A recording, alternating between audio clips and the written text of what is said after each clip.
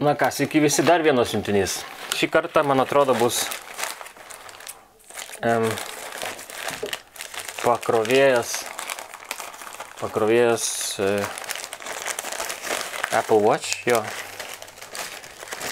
Taip, išpakuojam, pasižiūrim. Taip, kas čia parašyta? Made in China, ne.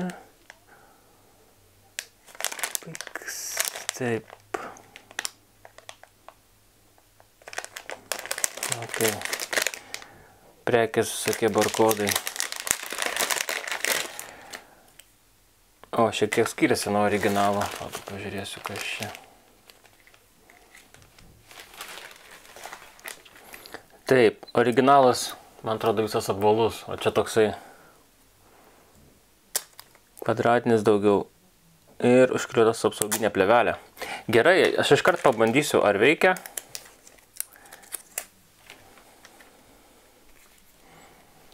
Kas man patinka, kad čia galima, žiūrėkit, pasirinkti, ar turi du variantus.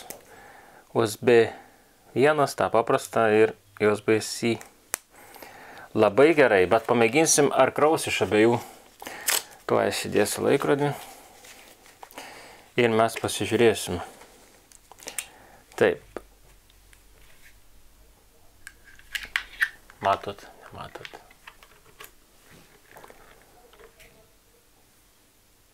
Kraunasi. Taip, tai čia iš to paprasto USB 1 ar koks ten, to senojo.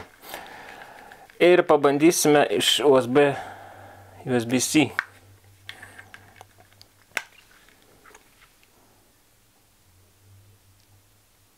Veikia. Super. Taip. Šitą nešiosiu su savim, nes vienas namie paprastai guli, ten keli.